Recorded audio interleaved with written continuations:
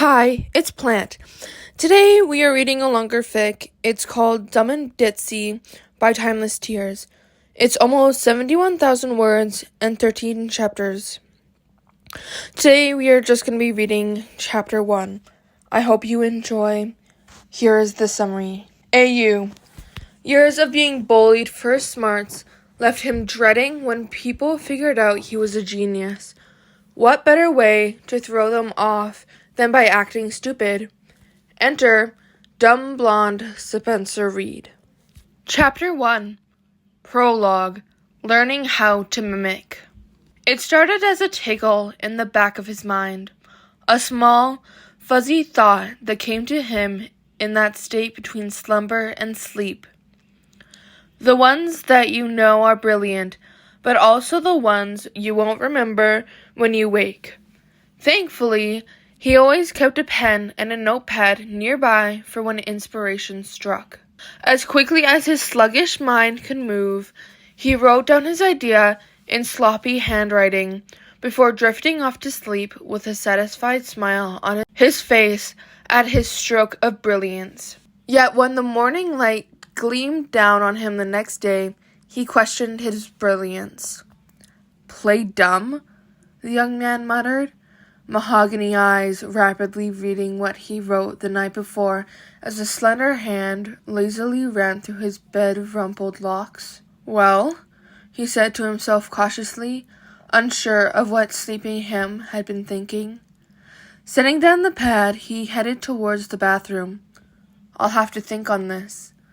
He spoke to the empty bathroom as he turned on the shower. And he did. He thought very hard on it. The idea had merit, he supposed. After all, nobody really pays attention to stupid people, do they?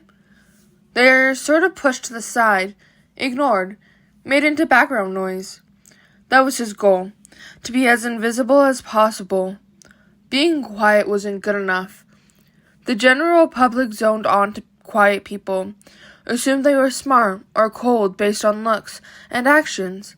And while he didn't see himself as cold-hearted, the factor fit him to a T, which was a problem. He didn't have concrete evidence, but much of his research left him with the theory that bad experiences tended to change the way one perceived themselves. Certain features or attributes that once made someone feel special became the very thing they hated about themselves when it was ridiculed by others on multiple occasions. Spencer Reid wasn't ashamed of being a genius, but years of being bullied and slammed into lockers with enough force to crack bone left him wondering if it was worth it. It wasn't just being smart either. How he looked was also a factor. He thought sourly as he took in the image that stared back at him in the mirror. Dangerously skinny. Not his fault. That was genetics. Awkwardly tall. Again, not his fault. Eyes too big for his face that were magnified even bigger by his glasses. Dark circles decorated the bottom of his lids. Does anyone else see the pattern emerging here? And although he loathed to admit it, he seemed to be twitchy. He had a lot of work to do before the moment breakfast called to him. Was it worth it? He wonders as he turned on his coffee pot. To act stupid? To be the exact opposite of what he was? He already knew it would be stressful. He would be fighting against not only his habits, but his natural instincts as well. Just the thought of trading knowledge for emptiness was sacrilegious to him. Wait, no, that's not right, he corrected himself as he grabbed a mug. He wouldn't be trading his intelligence. He would be acting. There was a difference. But he would also have to factor in how far and how deep he took this act. Would it only be for public appearance? What if he fell so deep into this character of stupidity that he forgot himself? Some actors had to be careful of what roles they picked, simply because they could become so integrated with their character they could barely remember themselves. He didn't want that. It was too close to a personality disorder. At the same time, though, Who's to say he would get attached? The only acting he's ever done was giving fake smiles and "everything's okay at home" to concerned neighbors. Grabbing a bagel to go with his coffee as he sat down, still brooding over his dilemma. This could be a way to start over. No bullies, no genius, no tense family situations. He could wipe the state clean, use stupidity as a mask so he wouldn't be targeted.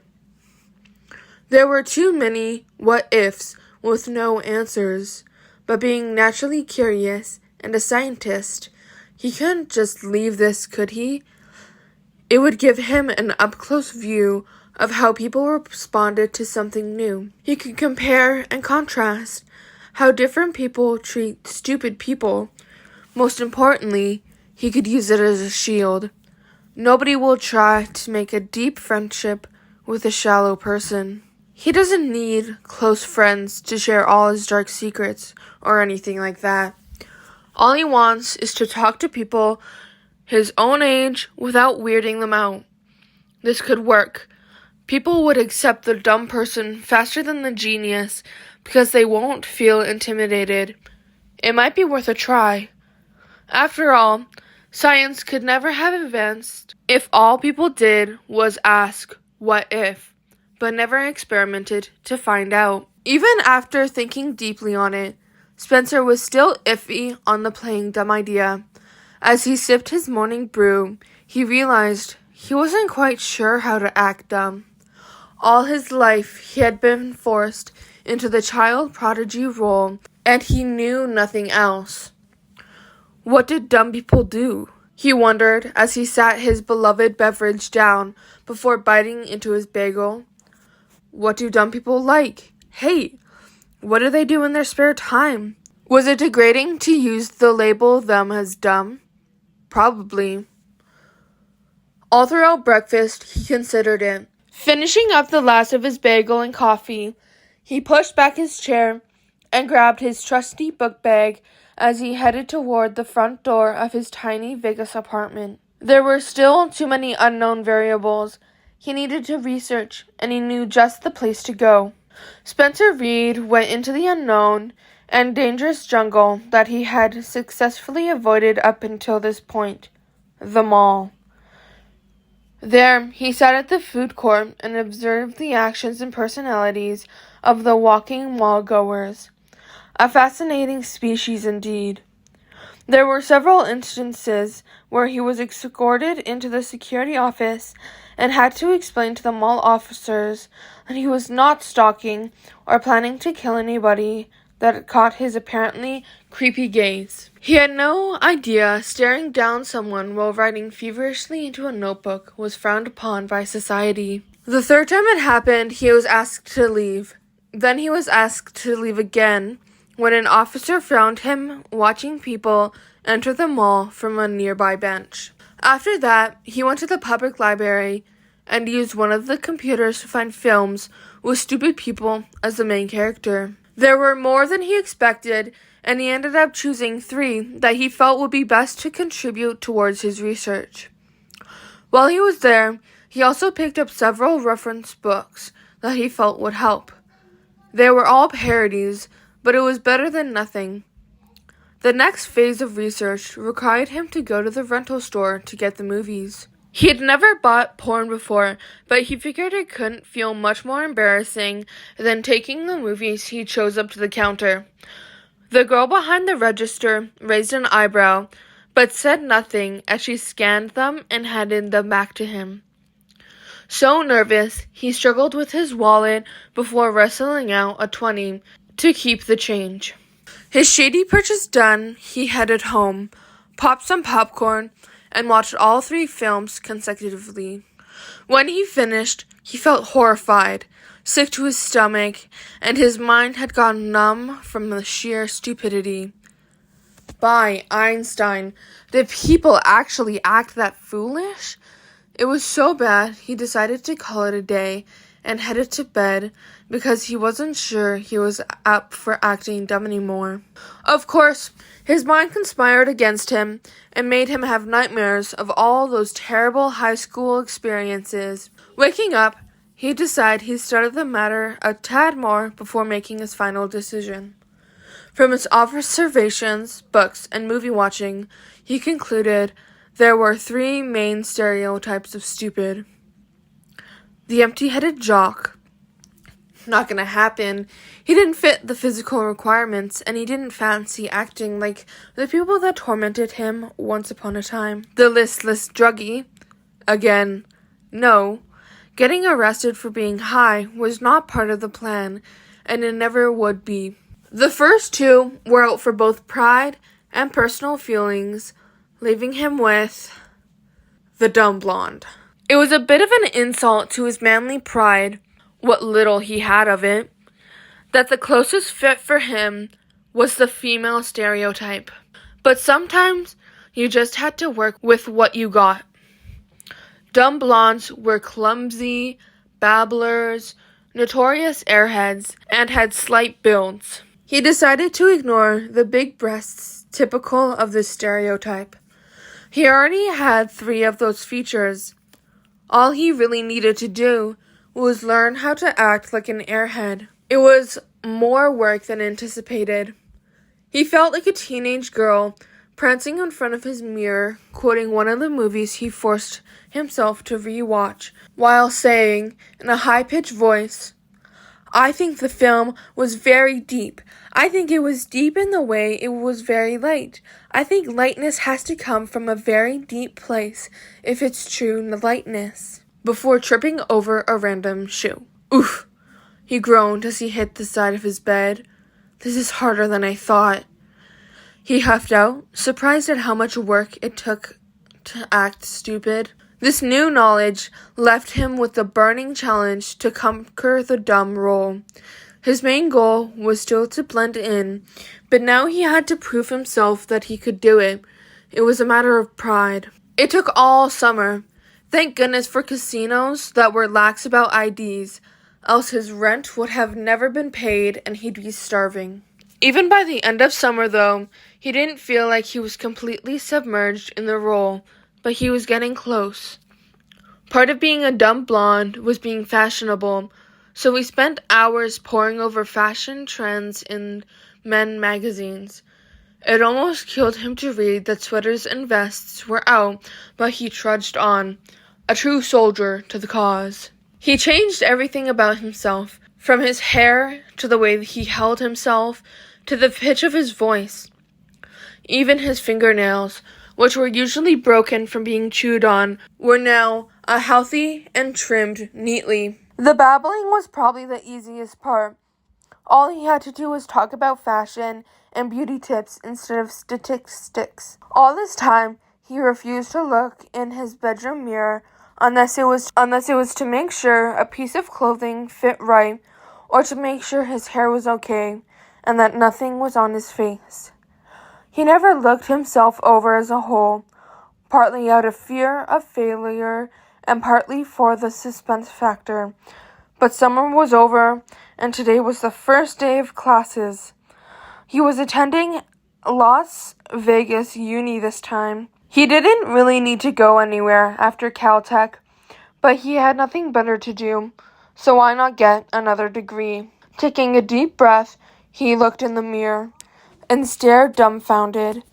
Who was that stranger looking back at him?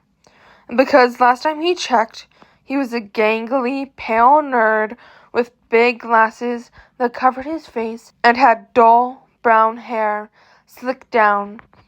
He was known for wearing comfortable clothes bought at a local thrift shop for cheap. This stranger had luscious, wavy brown hair that reached a little below his ears and framed his face nicely. The new silver-rimmed glasses he wore actually enhanced his appeal, and his skin, while not tan, was a lovely peach tone that was pleasant to the eye. He wore semi-tight dark jeans that emphasized his long legs and contrasted nicely with the caramel-colored boots he had purchased a week ago. A forest green shirt hugged his shoulders, but loosened up near his midriff, causing the silver buckle of his belt to play peekaboo with the world. All this made a stunning picture with a purple scarf to add a little flair. Reid felt his knees buckle under him, unable to tear his eyes away from the image. It was beautiful, a true work of art. He couldn't believe he had transformed this much by himself. He deserved a gold star. Except there was one problem with this image, and Reid was beginning to see why going with a female stereotype formula had a grave miscalculation in it, especially a role that he just realized stood out for being pretty. How on earth had he missed that? He looked fashionably gay, not exactly what he was going for. Great! An exasperated sigh escaped his pretty lips. Instead of being picked on for being a genius, it's going to be for being a girly boy. A gay-looking girly boy. I knew something was wrong when I kept getting looks for buying all those Ask Men and GQs. God, the cashier probably thought I was drooling over the photos. He ended it in a tiny, depressed voice before looking up after a moment of sulking, a fiery determination in his eyes. So what? He said, giving a nerdy pep talk to himself. The laws of physics weren't formed in a day. I'll just have to make some adjustments. Looking at his wristwatch, which he put under his shirt, despite how annoying and unpractical it was, he let loose another sigh. No time now, but it's only one day of class. If I change by tomorrow, the impressions shouldn't have set too far in. Gah, what happened to blending into the background? He scolded himself as he scrambled off the floor and grabbed the strap of his bag. Before leaving, he took one last look in the mirror and glared with all the power he could muster. It wasn't much. Don't think this is over, he told his image sternly, wagging his finger at it as hard as he could. I'm going to fix this. Mark my words. Then the telltale sound of a door slamming. It was time to start a new life. Hopefully, this one would be better than the last.